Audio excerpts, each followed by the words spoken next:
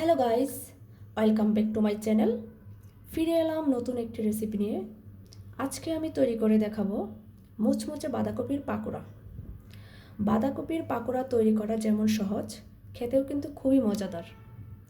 ঘরে থাকা সামান্য কিছু উপকরণ দিয়েই এই রেসিপিটি তৈরি করা যায়। আর তৈরি করা এত সহজ যে কেউ চাইলেই খুব কম সময়ের মধ্যেই তৈরি করতে পারে। সো কথা না বাড়িয়ে শুরু করা যাক। এখানে আমি বাঁধাকপি নিয়ে নিয়েছি 2 কাপ পরিমাণ। আমি আগেই কেটে ধুয়ে নিয়েছি।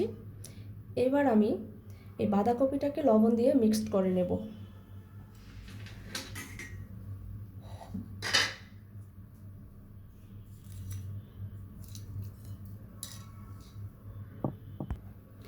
বাঁধাকপিগুলো একদম লবণের সাথে মিশিয়ে নেব। এমনভাবে মিক্সড করব যেন এর ভিতরে থাকা এক্সট্রা পানিটা বের হয়ে যায়।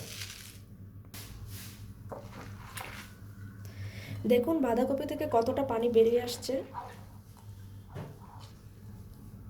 এবার আমি পানিটা ফেলে দেব।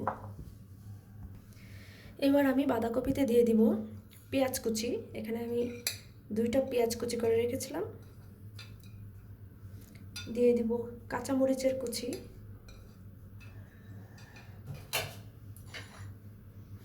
দিয়ে দিব অল্প মরিচের গুঁড়া, যেরকম ঝাল খেতে পছন্দ করেন, হলুদের গুঁড়া,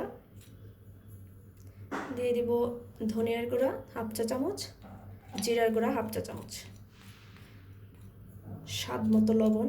আমি আগেই বাঁধাকপিতে লবণ দিয়েছিলাম, সো এই জন্য এখন আবার অল্প দিয়ে দিলাম। এখানে আমি 2 কাপ পরিমাণ বাঁধাকপি নিয়েছিলাম, দেখতেই পাচ্ছেন খুব অল্প হয়ে গেছে। এখানে আমি একটা অর্ধেক ডিম দিব, পুরোটা লাগবে না। এবার আমি দিয়ে দিব 2 টেবিল চামচ বেসন, আর দিয়ে দিব চালের গুঁড়া।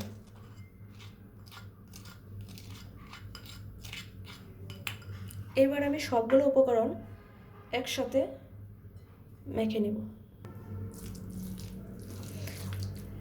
দেখুন মিশ্রণটা কতটা আটালো হয়েছে। এরকম এই পর্যায়ে আমি বাছতে দিয়ে দেব চুলায়। ফ্যানে আমি তেল দিয়ে দিয়েছি 1 কাপ পরিমাণ। তেলটা গরম হয়ে আছে। এবার আমি পাকোড়াগুলো দিয়ে দিব।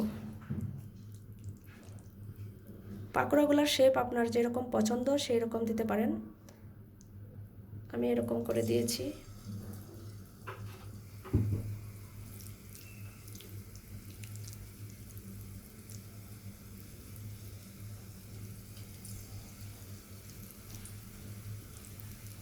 ছোট বড় যার যেরকম পছন্দ।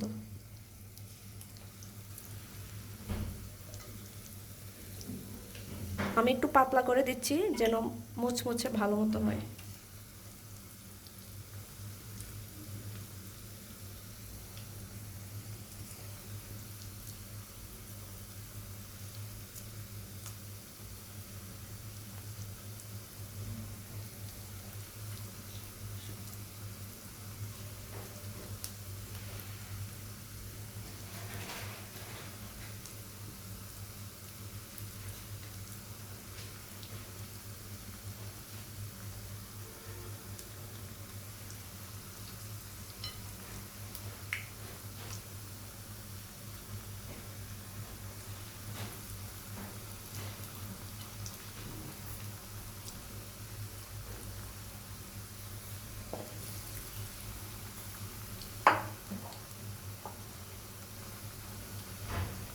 এইবার আমি ভাজা হওয়া পর্যন্ত অপেক্ষা করব।